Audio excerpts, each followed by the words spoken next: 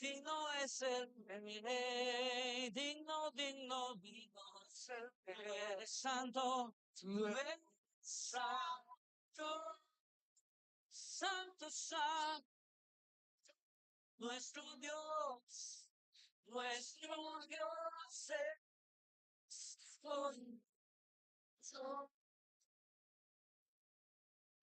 es el rey, digno, digno, digno, santo.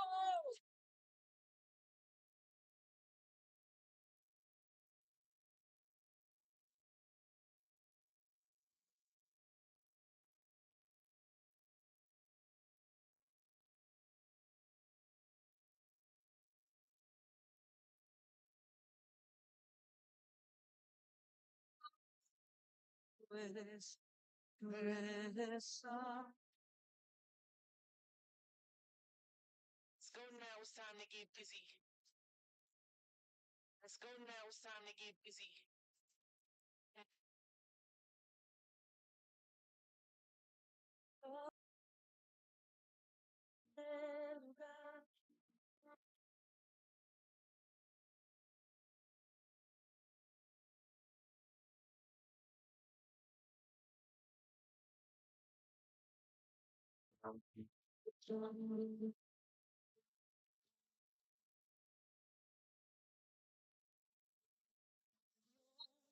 Bienvenido a este lugar y en nuestro corazón venías tu voluntad.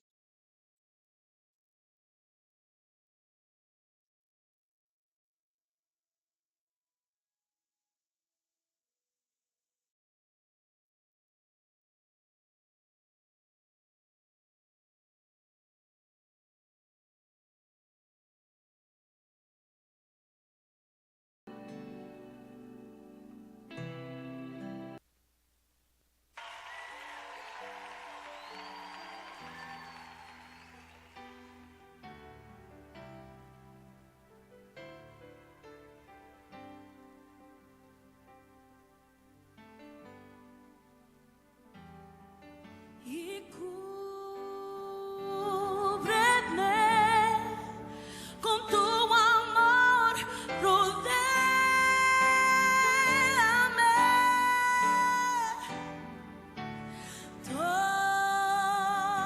Tómame cerca, quiero estar.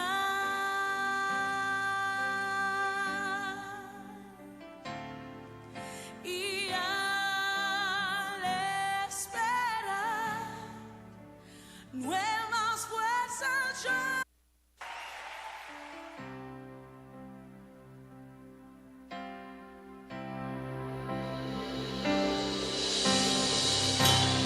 Digno y santo el Cordero inmolado en la cruz.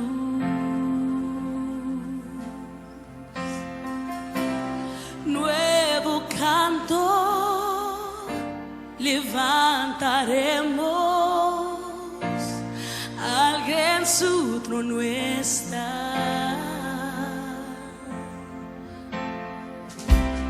Digno y santo el Cordero, inmolado en la cruz. Oh, nuevo canto levantaremos, al que en su trono está. Santo, santo, santo, Dios todopoderoso, quien fue, quien es y quien vendrá. La creación te canta, Hosana, gran yo soy. Tú eres mi todo.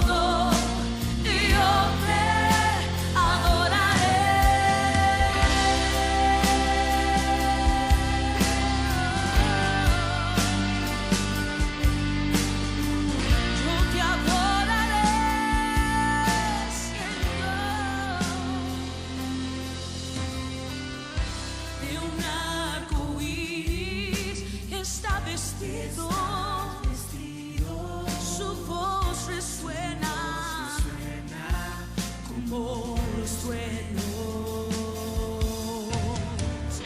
Recibe honor y gloria, poder y majestad a ti.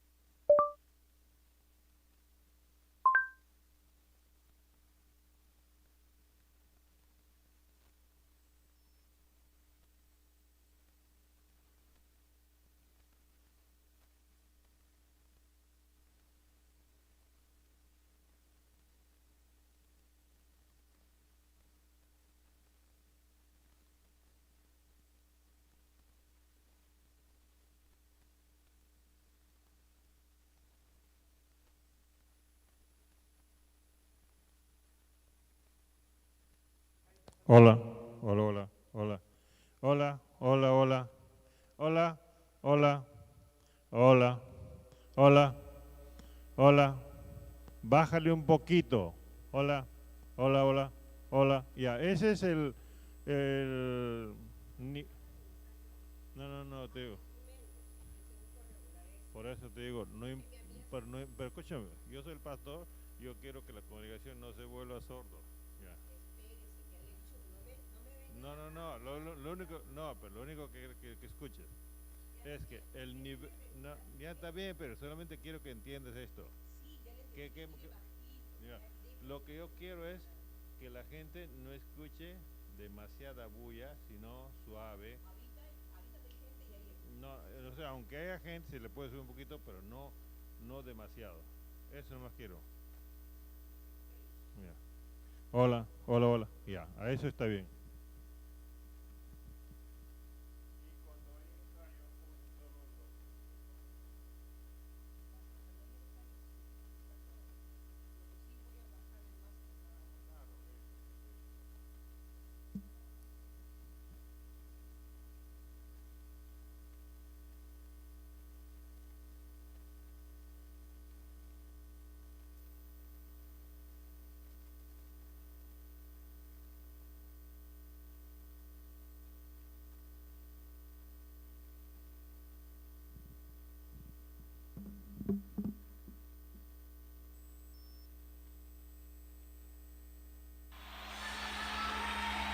Jesús, tú eres el Rey de Reyes. Por siempre te adoramos, Jesús.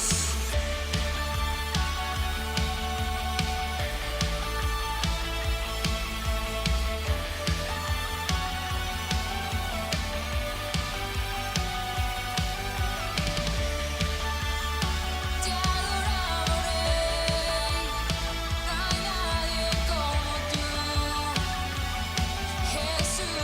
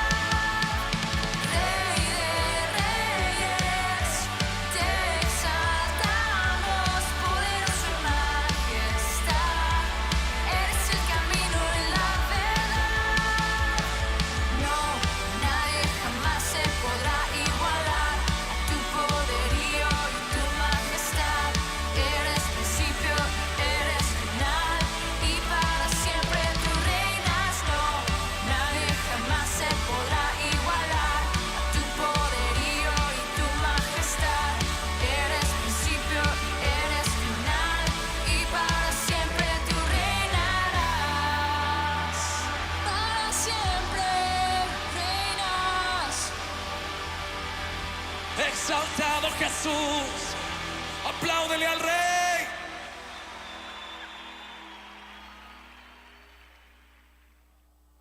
No te pierdas ni una venta. La mejor conversión de pagos está en Shopify. No más carritos abandonados. Obtén más ingresos en todos los canales. ¿Es hora de vender más? Es hora de Shopify. Comienza hoy.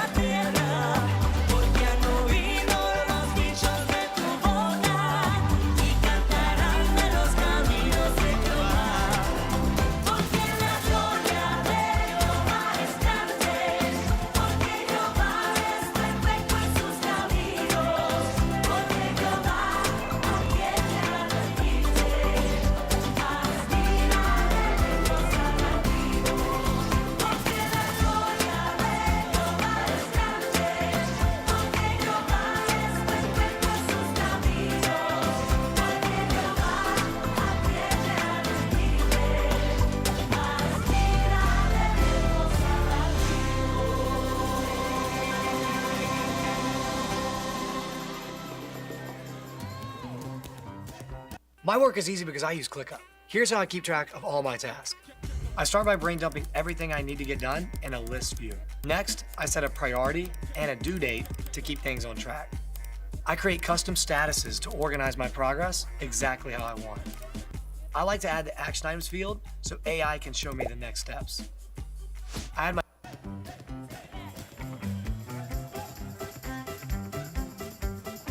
Have you been enjoying Camp Newbury?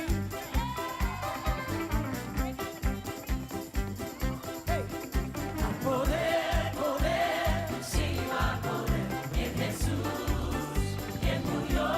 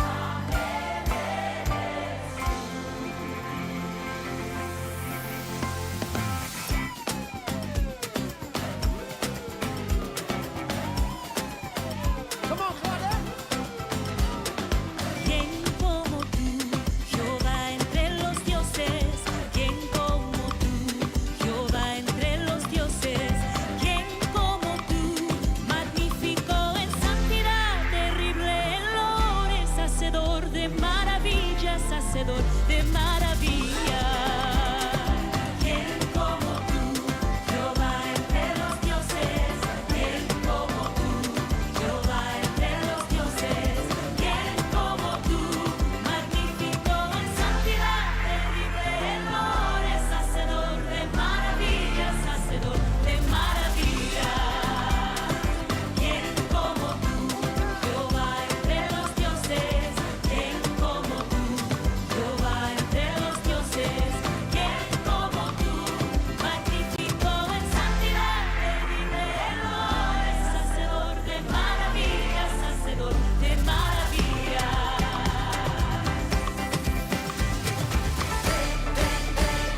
Espíritu divino, apodérate de mí. Espíritu divino, apodérate de mí. Apodérate, apodérate, apodérate de todo mi ser. Apodérate, apodérate, apodérate de todo mi ser. Espíritu divino, apodérate de mí. Espíritu divino, apodérate de mí. Apodérate, apodérate, apodérate de todo mi ser. Y apodérate, apodérate, apodérate de todo mi ser. Apodérate, apodérate, apodérate de todo mi ser. Apodérate,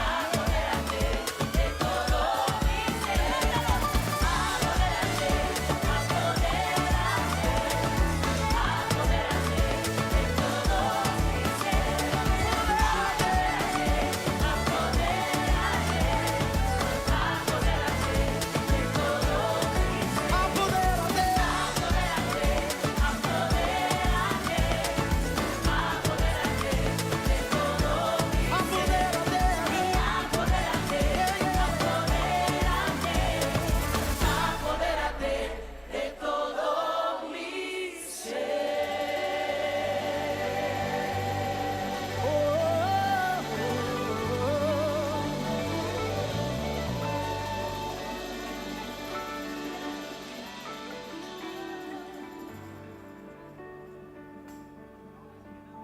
We're saying, Spirit, come.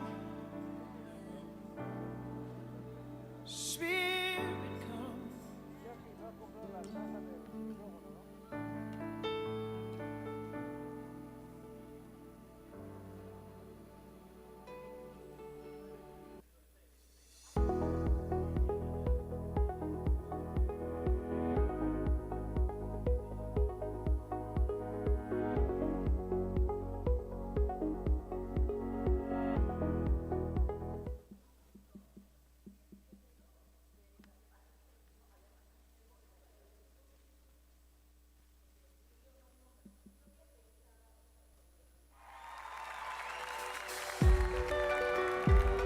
Come on, put your hands together and worship with us. ¿Necesitas impulsar tu negocio? Ahorra al comprar un plan de correo electrónico que Have you ever needed to remote as the Sync app? But it does allow you to do a little bit more. The basics are still possible, like white balance, aperture, ISO, shutter speed, and the quick menu. You can still control the focus area, just like in the Sync app, but with the extra option to change the autofocus mode to, for example, tracking or single point autofocus from within the app. Furthermore, and this is a big advantage, it allows for full screen monitoring, making it much easier to judge whether your composition is how you want it to be. Again, like the Sync app, there is definitely a bit of lag between the image on the camera LCD and what we see on the screen on your phone. And it's similar to the Sync app, and also the image quality is pretty much the same. If your phone has an airplane mode, This definitely helps a bit with the lag because the only communication it has to maintain is the communication between the app and the camera.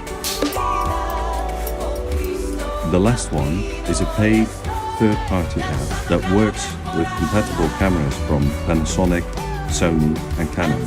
It's called Field Monitor. It is, however, an iOS-only app, so not available for Android. This app is packed with features, although it can't do anything your camera can't do, but it can do things the other apps can't do. First off, it has full screen monitoring with transparent overlays for waveform, vector scope, histogram, all adjustable in size, transparency and refresh rate. The basics are also controllable. Aperture, shutter speed, ISO, white balance. Even whilst recording, it features on-screen markers, frame line and mask with adjustable safe areas, aspect ratios, several grids, center markers and customizable crosshair. There is focus assist with variable sensitivity and 4 peaking modes. You can import viewing LUTs into the app, so when you shoot in log, Vlog-L in my case, you can monitor a proper image, and I use a Vlog-L to Rec 709 LUT, and there are some built-in LUTs. It has false color overlay that is fully adjustable for checking exposure. It does horizontal and vertical image flip. It even has an anamorphic de-squeeze mode for 1.33 times, 1.5 times, 1.8 and 2 times anamorphic lenses. All the settings are easy to access and the interface is really easy to use. As an extra, you can set it to automatically restart recording if your camera has a recording limit, so that you don't have to manually hit record again. One thing I did notice about this app is that there seems to be a bit more lag between the camera and the image on the app compared to the Lumix apps. Overall, I think the Field Monitor app has the most features, is the most useful and the most user-friendly. The Lumix apps have some advantages though. They seem to have a bit less lag compared to the Field Monitor app, and there are some functions specific to Lumix cameras that the Field Monitor app doesn't have. Like, for example, saving your G9's settings to your phone, changing your picture profile, setting your metering mode and the autofocus mode. What apps do you use to remote control your camera? And if you use one of the apps that I've been talking about in this video, what are your experience with them? Please let me know in the comments. I hope this video is helpful. If so, please like and subscribe to the channel, and I hope to see you next time. Thanks for watching.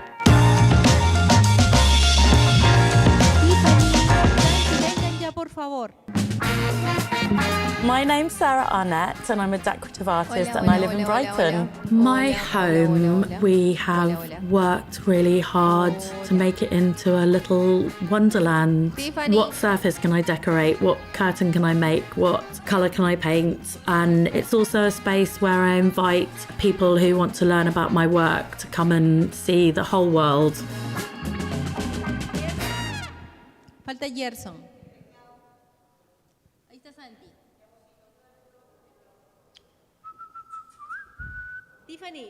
Vamos a ir al Four Seasons de la Ciudad de México y descubrir nuestras raíces. ¡No quiero ir! Vamos a tener que endurecerte, niño.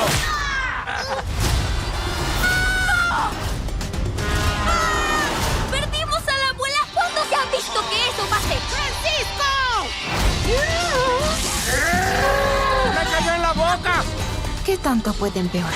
¡Estamos malditos!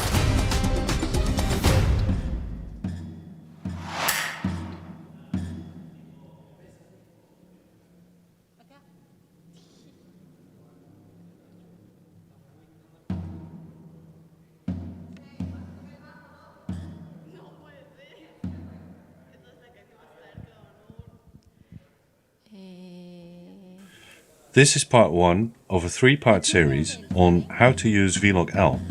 So let's talk about Vlog L.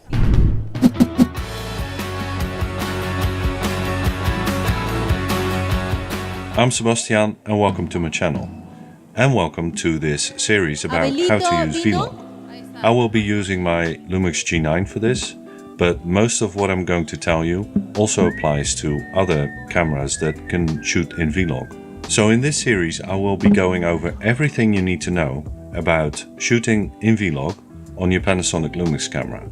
In this part 1 I'm going to show you how to expose your image when shooting Vlog, and also what exposure tools you can use and how to set them up. I'll tell you about frame rates and color bit depth and how those relate to shooting in Vlog with your G9. Let's start off by looking at what Vlog actually is. Vlog is a log profile, where log stands for logarithmic gamma. That means that the camera stores the raw sensor information in a different way than with regular color profiles. Almost all of the internal processing the camera does with regular profiles, the ones that look good straight out of camera, doesn't happen with Vlog, and therefore creates an image that's closer to the raw sensor image than regular profiles. It creates an image that looks flat, almost no contrast and hardly any saturation. Not nice to look at straight out of camera. It needs post-processing to get a good looking image. So why would you use it? Well, because the camera has stored the information differently and because the camera hasn't done its usual processing to the image, there is actually more dynamic range to work with. In the Panasonic Micro Four Thirds line of cameras, there's currently only one camera that has the full Vlog version installed, which is the GH6. All the other ones have Vlog L. So what's the difference? They're almost the same, except for a difference in dynamic range. While the full Vlog version is designed for up to 15 stops of dynamic range, Vlog L is designed for up to 12 stops of dynamic range. 12 stops of dynamic range corresponds to 80 IRE as the highlight clipping point in Vlog L, while the highlight clipping point for the full Vlog version is 109 IRE. Oh, and so you know, when I say Vlog during the rest of this video, I mean Vlog L. What's often said about using Vlog is that you should overexpose it by 1 or 2 stops, also referred to as ETTR, exposing to the right. This should produce the least noisy image, and you would then bring down the highlights in post. Now, while this is somewhat true, it's not the whole story. As I mentioned before, in Vlog, highlights will clip at 80 IRE. So when overexposing, you can very quickly clip your highlights and lose that information. Besides that, overexposing focused on highlights can cause inconsistency between shots containing people and thus skin tones, because this overexposing technique doesn't take into account what is happening to the midtones, where the skin tones fall. Skin tones, when using Vlog, will have a correct exposure at 42 IRE for darker skin tones and 55 IRE for lighter skin tones. This means that if you just use the ETTR technique, you might have overexposed skin tones in one shot and underexposed skin tones in another. A good way to get correct exposure for skin tones is using a gray card. When the gray card shows up on your waveform, zebras or false color overlay between 42 and 55 IRE, you know that you've set a correct exposure for skin tones. For the darkest areas of the image, it is a good idea to not have anything below 10 to 15% on your waveform. But all of the correctness aside, it always comes down to finding a balance between correct exposure and noise levels. And of course, your personal preference on how you want it to look. Talking about waveform, what tools do we have at our disposal to judge exposure with? It's important that we can somehow judge the exposure, not only to be able to get a good looking image, but also to make sure that we have consistency between different shots. Now, you've probably used histogram for photography, and while this is a very useful tool for photography, it is not so much for video.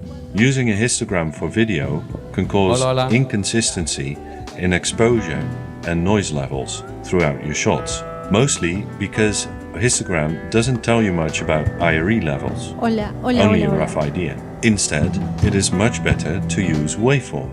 On the G9 we have the option to turn on waveform, if you have the Vlog update installed, that is. I have it mapped to one of the custom function buttons. Just pick a button that makes sense for you. When we turn it on, we can see the image represented in a waveform. If you look at it from left to right, you're basically looking at the image from left to right, but now in the form of waves that correspond to a certain IRE level or percentage. In this image, you can see my subject sitting in the middle of the frame, and I've already set a correct exposure. The other parts of the image are a lot darker. When we take a look at the waveform, we can see the subject in the middle of the waveform, with the waves between 50 and 55 IRE for correct skin tone exposure, for lighter skins that is. The darker parts of the image are represented on the left and right in the waveform, where the waves are much lower on the scale. As you can see, waveform is a very accurate tool to judge exposure with, making it easy to see the brightness of specific areas in your image. If you expose skin tones between 42 and 55 IRE, depending on how light or dark your subject's skin tone is, you will have consistent skin tone exposure throughout your shots. If you have an external monitor with tools like waveform, I recommend using that, because those monitors usually have a bigger and brighter screen and a much easier to read waveform. Another tool we can use are zebras. With the G9 we have two sets of zebras available. I have Zebras 1 set to 55% for skin tones and Zebras 2 set to 80% for highlights. When Zebras 1 show up on your subject's skin, you know you've hit 55 IRE exposure. When Zebras 2 appear, you know that you're about to clip the highlights.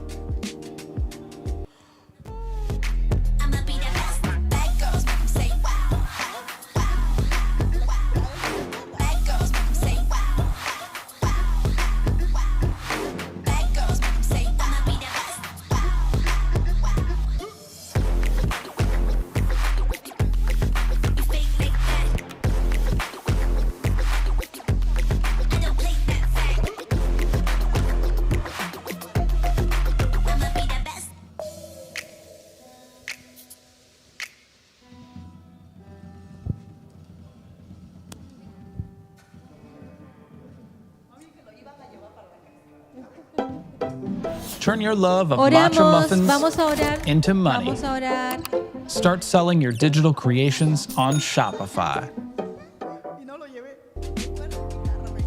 Very useful exposure tool, but keep in mind that it doesn't give you as much information as waveform or as the next tool that I'm going to talk about, which is false color overlay. Now this is a tool that no mirrorless camera has as a built-in feature, as far as I know, but there is a range of monitors that have this feature, including my Atomos Ninja 5, but also the Field Monitor app that is available for iOS devices. If you want to learn more about monitoring apps, you can watch this video, and I'll also put a link to that video in the description. False color overlay is an incredibly useful tool for judging exposure.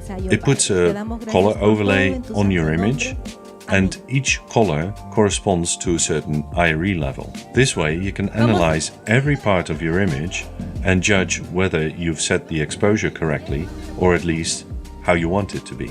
In my opinion, this is the most accurate and detailed tool available, and I use it all the time. By the way, part 2 of this series will be about using an external monitor with Vlog and also recording externally in Vlog. So subscribe and hit the notification bell if you don't want to miss out. The last tool I want to talk to you about is the Vlog View Assist. When you turn this on, it puts a .vlt LUT over whatever you're shooting without baking it into the image. It's basically a live color grade, or a color correction rather, that makes it easier for you to see what the final image might look like. With just a flat Vlog image, it can be hard to see what the final result might be. So it's a very useful tool to give you an idea of the final result. There are a few things you need to know about the Vlog View Assist. The first is that it doesn't matter whether you have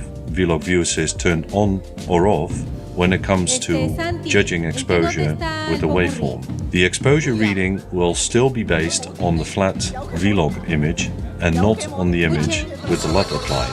So if you want, you can just leave View Assist on. This works a bit differently when you record externally, but I'll cover that in part 2 of this series. Second is that as a default, there is a Vlog to Rec 709 LUT installed that you can use. But you can also use your own custom LUTs or any other LUTs that you would like to use. The important thing to know about this is that it has to be a .vlt LUT and not a .cube LUT. And, this is very important, the file name cannot be any longer than 8 characters. Otherwise, the camera won't recognize the file. I'll show you how to do this. Find the LUT that you would like to use and make sure it's a .vlt LUT. There is also a way to convert .cube LUTs into .vlt, but that's for another video. Panasonic has a number of .vlt LUTs available on their website. I'll put a link in the description. The file names of most of them, if not all of them, have more than 8 characters. So make sure that you change the name, make it shorter, before you put it on an SD card. Put the .vlt file on the root directory of your SD card, eject the card from your computer and put it in your camera. Then, if you go over to the menu, the wrench or spanner with the C icon, and then to Monitor Display, you'll find Vlog View Assist. Tap it, and at the top it will say Read LUT File.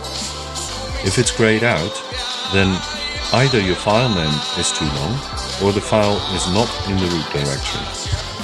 Tap it and you'll see the LUT file you've put on the SD card. Tap the name and the camera will ask you in what memory slot you would like to save it. There are 4 free ones. Pick the one you want to be saved to, and that's it. Now, when you go into the Vlog View Assist menu, you can go to LUT Select and pick the LUT you've just added from the list. By the way, if you're curious about my profile settings for Vlog, I'll put them on the screen right now. The last thing that is important to know is how frame rates, bit depth and chroma subsampling can affect the final result. The G9 and a number of other models can shoot 10-bit 4:2 internally, but only up to 30 frames per second. So what about higher frame rates like 50 and 60 frames per second? Well, then it drops to 8-bit 4:0. Now why is this relevant to Vlog? Well, because Vlog is designed to work with 10-bit 4:0 or 4:2 footage, and I wouldn't recommend using Vlog in 8-bit. It can create some weird color casts and you won't be able to recover anything because there simply isn't enough information to work with. However, some models, like the G9, can output 10-bit 4:2 in 50 frames or 60 frames per second through HDMI. That means that with an external recorder, you can still use Vlog in higher frame rates. That's one of the things I will be talking about in part 2 of this series. Now take everything I've told you in this video as a guideline, a general principle if you will. Because as always, everything depends on the situation you're in and on how you want the image to look. Please feel free to comment if you have anything to add. and drop any questions in the comments as well. And if there are a lot, I'll make a Q&A video after this series. I hope this video was helpful. If so, please give it a like and subscribe to the channel, and maybe hit that notification bell, and I hope to see you next time. Thanks for watching.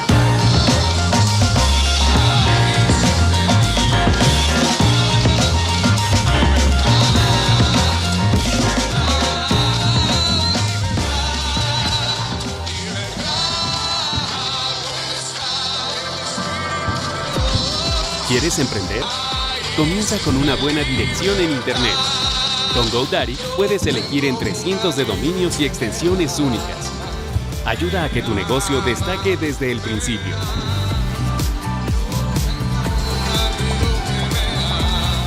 Comienza tu proyecto con el dominio ideal. Regístralo hoy mismo con GoDaddy.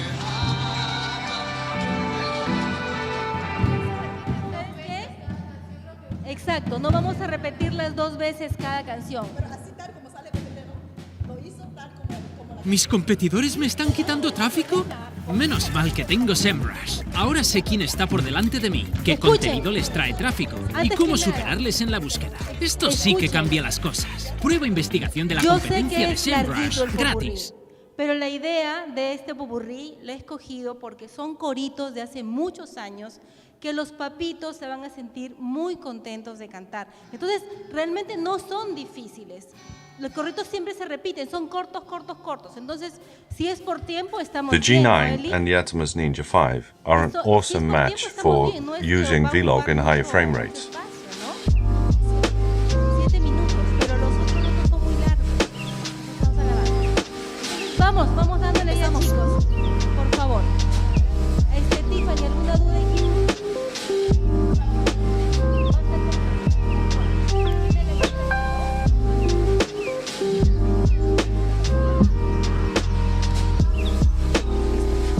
Listo, vamos con este entonces. Vamos empezando. Santi, ¿ves cómo es la entrada? ¿Me quitó?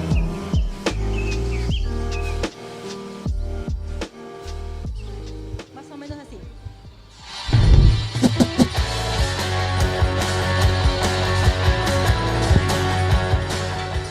Welcome to my channel and welcome to part 2 of this series about Vlog. Most of the information I'm going to give you applies to Vlog L, but some of it also applies to the full Vlog version. If you don't know what the difference is, I suggest you watch part 1 of this series where I explain the difference.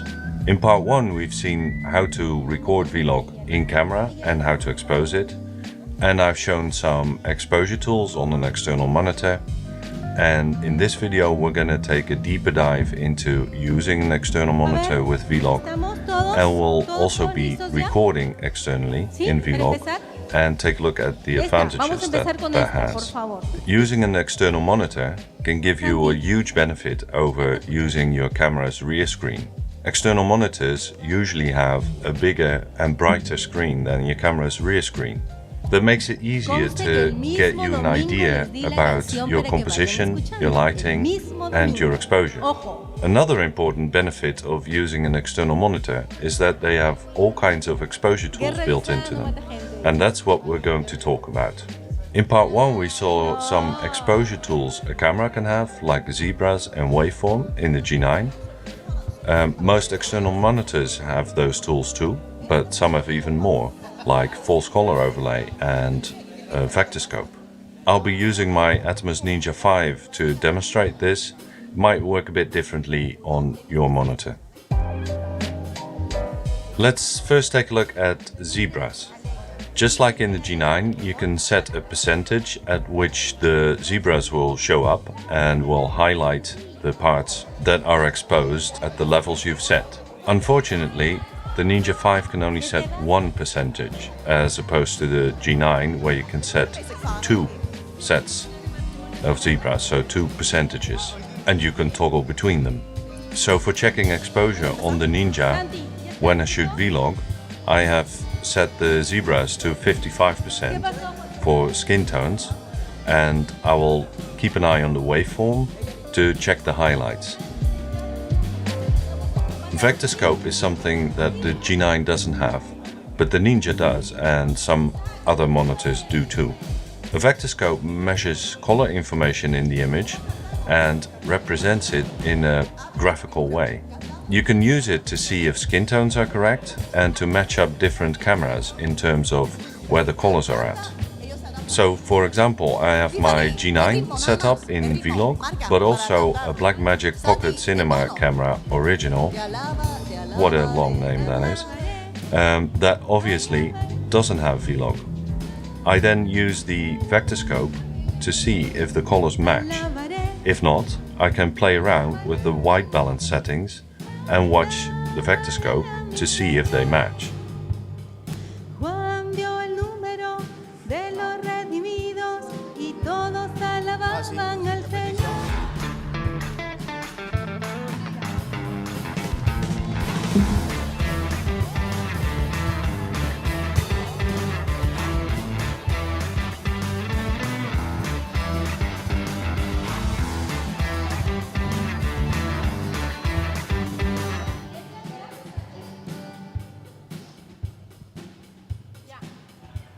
Vamos, chicos.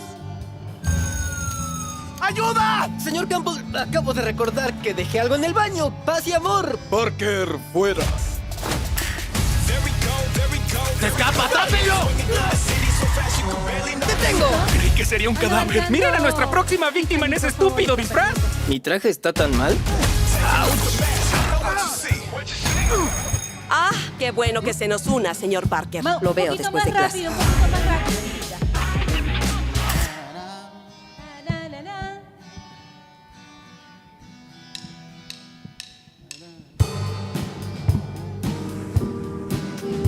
You may remember from part 1 that waveform on the G9 is a very useful and accurate tool to check your exposure when you shoot in Vlog.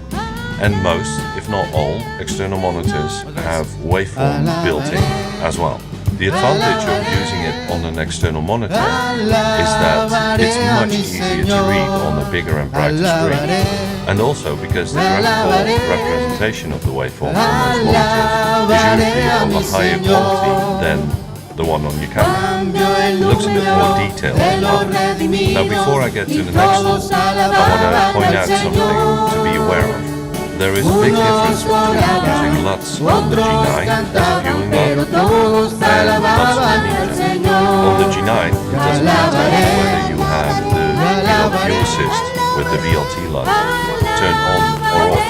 The exposure tools of the G9 will still read the information from the flat Vlog image and not from the image with the LUT applied. Whereas with the Atmos Ninja 5, as soon as you turn on LUT in the monitor menu, the Ninja will read the image with the LUT applied, so your exposure tools will take the information of the image with the LUT applied. So keep that in mind. It might be different on other monitors, so it's a good idea to check if your monitor does the same thing or not. What I like to do is to check exposure without the LUT, so my Ninja's exposure tools will read the Vlog image correctly before I turn the LUT off. In my opinion, false color overlay is the most useful tool and also the most easy to use because you get a highly visual representation of the exposure readings across the entire image. And in case of the Ninja 5, there's a scale on the left side where you can look up what IRE level a certain column represents. And of course, just like other tools, it adjusts in real time, so you can see the colors change as you adjust exposure. So when shooting in Vlog, it's very easy to see whether skin tones are properly exposed just by looking at the colors on the skin and see if those colors correspond with the IRE levels between 42 and 55%. This is the tool I use the most. One thing you need to know about using an external monitor is that the G9 and some other cameras can output the viewing LUT, the .vlt LUT, over HDMI. I like to turn this off and instead load a 33-point cube LUT into my monitor and use that, because a 33-point cube LUT gives me a more detailed idea of how the final result may look. In my Ninja 5, for example, I have a couple of LUTs installed, and I can turn them on or off really easily when I need to. In the G9, you can turn the VLT LUT off by going into the menu, the spanner with C icon, and then HDMI rec output, and set LUT HDMI display off. The Atomos Ninja 5 not only is an excellent external monitor, it is also an external recorder. And that has some big advantages when using it with a G9 or some other cameras. I'll get to that in a minute. First, let's take a look at how to set the camera up and how to set the recorder up for shooting in Vlog. In part 1, I've explained that Vlog is designed for 10-bit video, and that if you want to shoot in 50 or 60 frames per second 10-bit 422 on the G9, you need an external recorder, because internally the G9 can only record 8-bit in those frame rates. So how do we set this up to take full advantage of the G9's capabilities? In the G9 menu, go to the menu with the film camera icon, scroll all the way down to HDMI rec output. Then at the bottom it says 4K 60p 50p bitmap. Here you can set it to 422 10-bit, and that will make sure that in those higher frame rates the camera will output 422 in 10-bit. Now it can look a bit confusing on the camera's rear screen when you have it set up like this, because as you can see here at the top of the screen, it still says 50p 8-bit, but it does output 10-bit 422 over HDMI. Something to note here is that you can't simultaneously record internally in these frame rates when you have it set to 10-bit 422 HDMI output. You can, however, record simultaneously internally in 10-bit 422 up to 30 frames per second. And how do we set up the Ninja for this? This is where the settings get really important when you want to shoot in Vlog. Go into the menu of the Ninja and go to the input page. This is where we can tell the Ninja what the camera's output is. Here you select Panasonic and it will show Vlog and V-Gamut.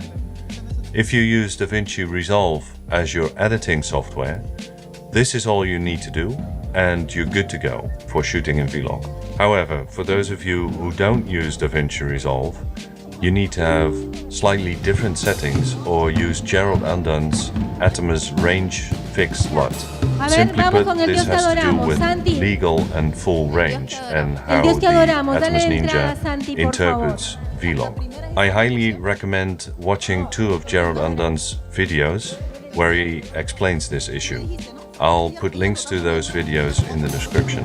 Now, I don't know how this works on other recorders like the Blackmagic Video Assist, since I've only worked with the Atomos Ninja 5, so other recorders may not have the same issue. Just like when using an external monitor, I recommend turning off HDMI LUT display in the camera, because if you leave this on, the recorder will record the image with the .vlt LUT applied. This results in the viewing LUT being baked into the image, and you'll basically lose the flat Vlog image with its higher dynamic range. So we need to have that option turned off and instead load a LUT of your choice into your monitor and use that. So if you want to use a LUT, go to Monitor in the Tools menu and tap on LUT. In the menu next to the monitor menu, it says LUTs. Here you can pick a LUT from the ones you've installed on the Ninja. For example, I have one of Panasonic's LUTs installed, the nicest 709 LUT. Now that we've set it all up, there's one more important thing we need to make this work, and that's an HDMI cable, and more specifically an HDMI cable that can handle 4K 60p 10-bit 422. You will need a cable that's compliant with HDMI 2.1 and has a data transfer speed of 48 gigabits per second. Anything lower than that will only work up to 30 frames per second. I've tested multiple different cables that were listed 4K 60 frames per second, including Gerald Undon's purple HDMI cable. None of them worked when using more than 30 frames per second. Now I've had a discussion about this with Photo Joseph and later also Gerald Undon, and it turns out this issue only occurs with certain cameras, one of which is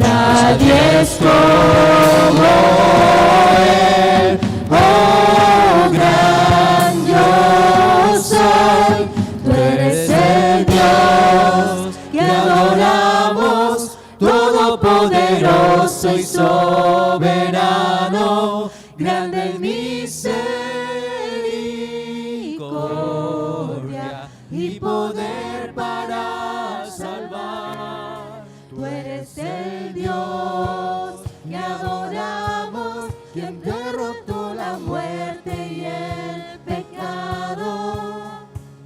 Glorioso Redentor y Rey, te adoramos.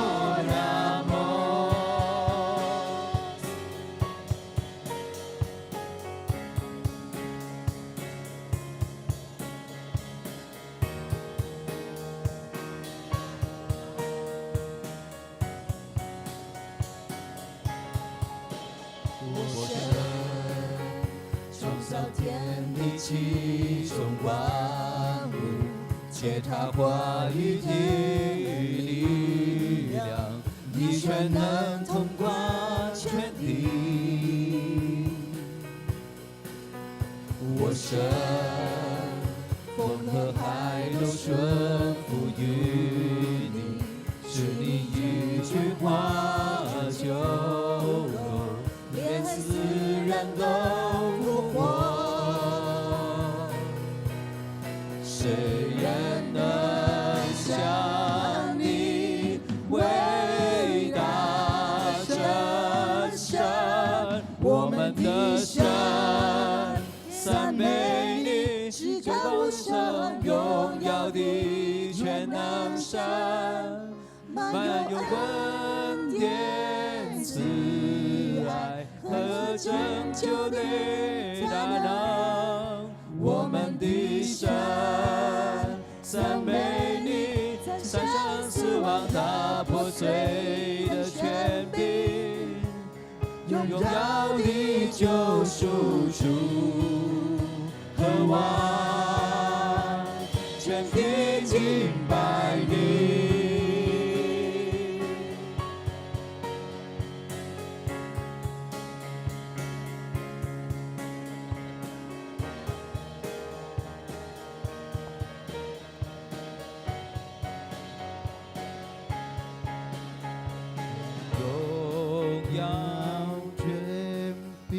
Viene el puente, el puente.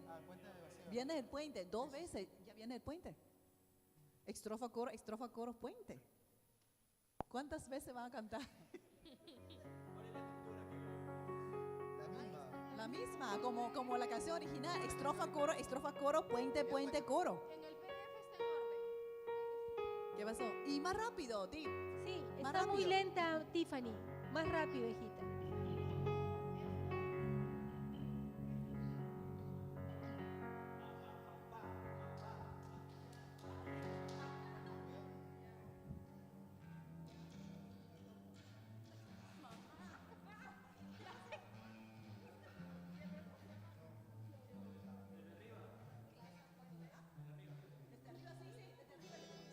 Desde el principio.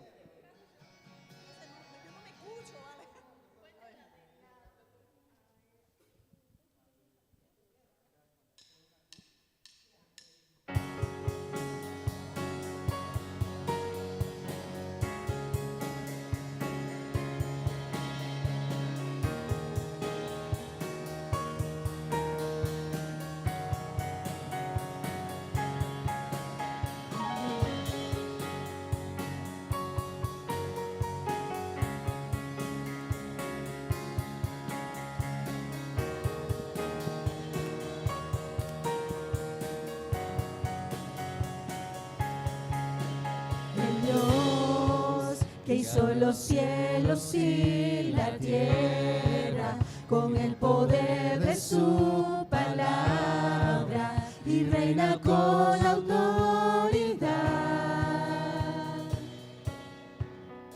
El Dios que aún los vientos le obedecen, una palabra es suficiente para los muertos levantar. Nadie es como Él, oh gran yo soy. Tú eres el Dios que adoramos, todopoderoso y soberano, grande en misericordia y poder para salvar.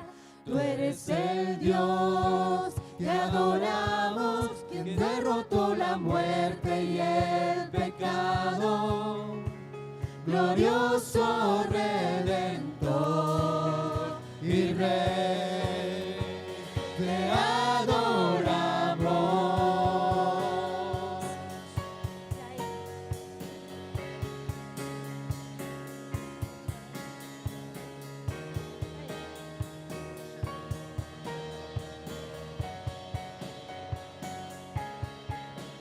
我神创造天地其中万物，借他话语的力量，你全能统管全地。我神风和海都顺服于你，是你一句话就够，连死人都无我。谁人能像你伟大真神？我们的神，赞美你，至高无上荣耀的全能神，满有恩典慈爱和拯救的大能。我们的神，赞美你，战胜打破罪的权柄，荣耀的救赎主和完全的敬拜你。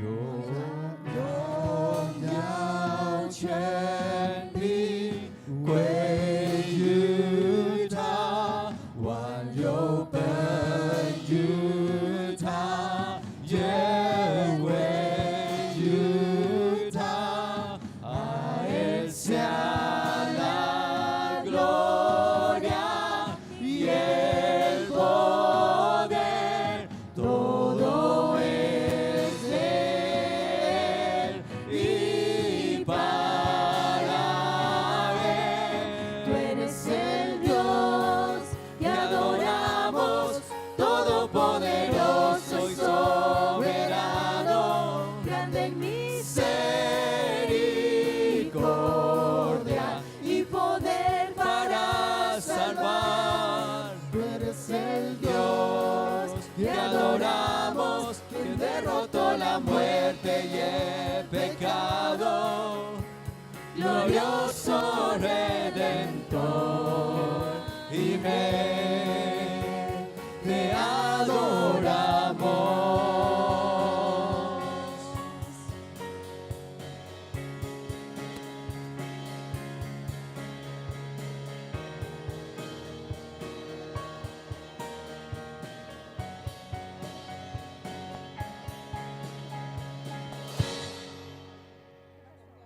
¿Qué tal la pronunciación? ¿No lo han escuchado? Hemos pronunciado igualito. Más confianza, ok. Sí, excelente. Ya ahora que conocemos la estructura.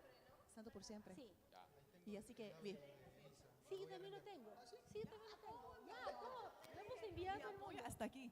Vamos Aló, con aló. Santo Sí, por sí. siempre, hijitos, por favor. Santo por siempre.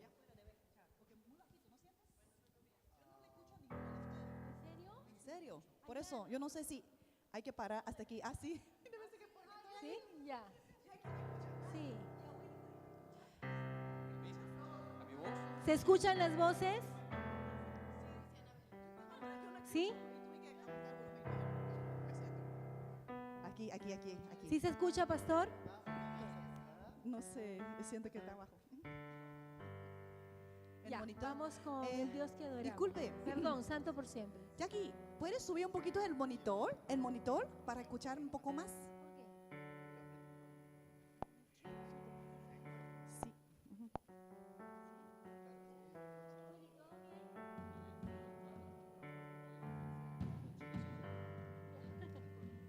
Sí. Ajá, 1, 2, 3, 1, 2, 3. Ok, vamos a intentar con esto. Ha subido, ¿no?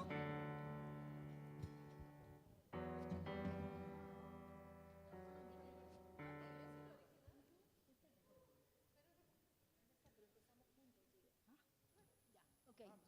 Vamos, sí. No, Empecemos. chicas, nada más. ¿Solo chicas? Ok. Primer estrofa, primer coro, debería ser chica nada más. Ujú. Y todos los demás entra en el,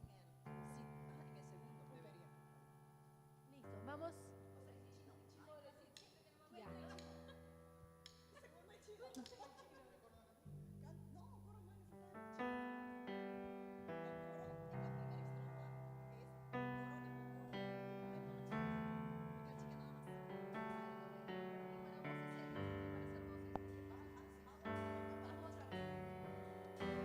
Entra aquí, Angelita. Espera, está muy lentito, me parece. Está lento, está lento. Un poquitito más.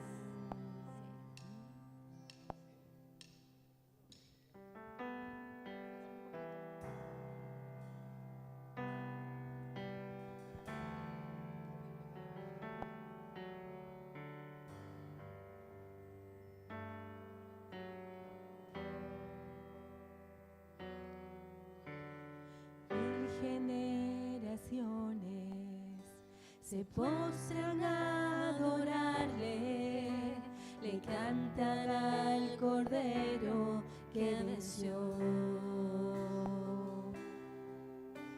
Los que nos precedieron y los que en él creerán, le cantan al Cordero que venció.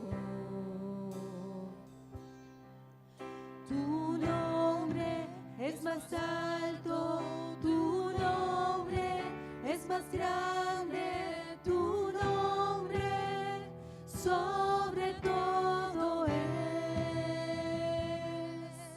Sean tronos, dominios, poderes, potestades, tu nombre sobre todo es. Claman ángeles, santo, clama la creación, santo, exaltado Dios, santo, santo por siempre.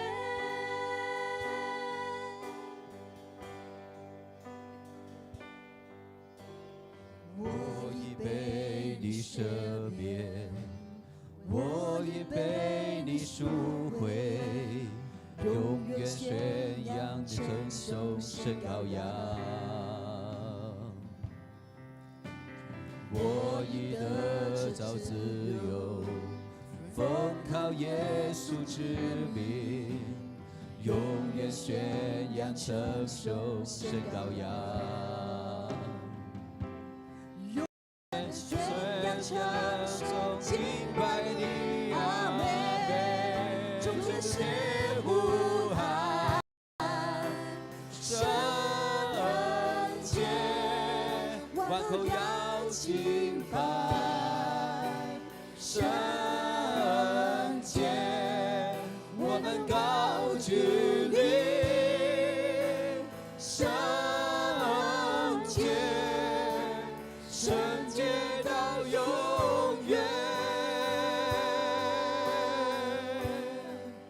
神儿女歌唱，圣洁，全地的君王，圣洁，你永不改变，圣洁，圣洁到永远。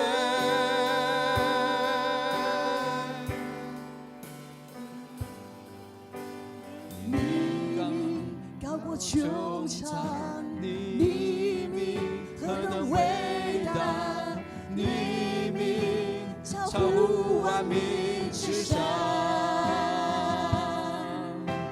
所有宝座冠冕，所有能力权柄，你名超乎万民之上。Tu nombre es más alto, tu nombre es más grande.